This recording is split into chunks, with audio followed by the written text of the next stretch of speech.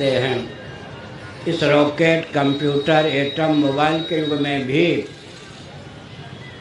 एक विचित्र तथ्य है।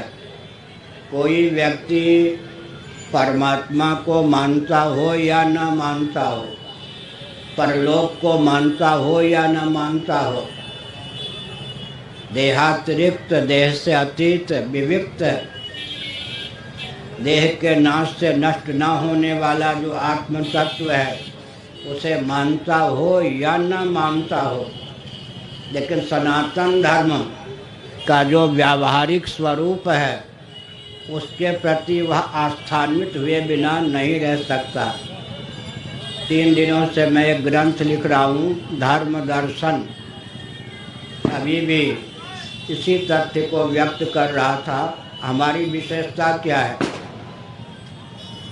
पद्म पुराण का एक वचन बहुत ही महत्वपूर्ण है।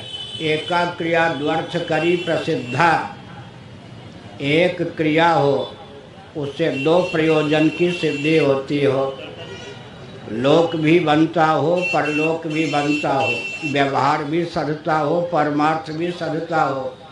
तो भौतिकवादी भी उस क्रिया के प्रति आस्थान्वित हुए बिना नहीं रह सकते। पद्म पुराण का वह वचन हमारे सचिव जी आदि को भी याद होना चाहिए। मार्क्सवाद रामराज्य नामक ग्रंथ में पूज्य गुरुदेव ने पद्म पुराण का वह वचन समुद्रित किया है। बहुत अच्छा उदाहरण है। एक व्यक्ति देवता पितरों के निमित्त तर्पण कर रहा है, लेकिन कहाँ बैठकर? जहाँ एक आम का पौधा है।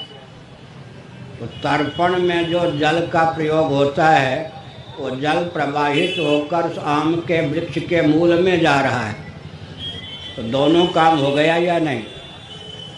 एका क्रिया द्वर्थ करी प्रसिद्धा। देवता भी तृप्त हो गए, पितर भी तृप्त हो गए, और वृक्ष भी तृप्त हो रहा है। तो भौतिकवादी भी अब देव तर्पण का, पितृ तर्पण का विरोधी नहीं बन सकता। भले ही वो देवता को न मानता हो, पितर को न मानता हो, लेकिन आम का वृक्ष तो उसके लिए भी उपयोगी है। तो जल सिंचन की क्रिया का समर्थन तो कर ही सकता है। इसी प्रकार थोड़ा विचार करें। श्राद्ध है, यज्ञ है, दान है, और जितने विवाह, मुंडन इत्यादि सनातन धर्मियों के कृत्य हैं, संस्कार हैं, उससे कौन लाभान्वित नहीं होता?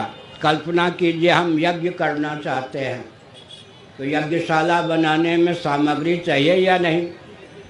सामग्री के विक्रेता को लाभ होगा या नहीं? यज्ञशाला बनाने वाले मजदूरों को लाभ होगा या नहीं? और अंत में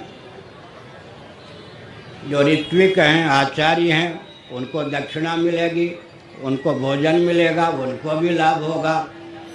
यजमान का परलोक बनेगा, मनोरथ सिद्ध होगा, उसके तो लाभ होगा ही। अंत में प्रीति भोज के समय क्या होगा? बहुतों का मुंह मीठा होगा।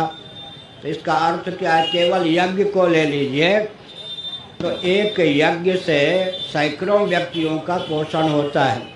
तो हमारे यहाँ व्यवहार को सुव्यवस्थित करता हुआ परमार्थ सिद्धि और परलोक सिद्धि में जिसका उपयोग और विनियोग हो, उस क्रिया को उद्भाषित किया गया है।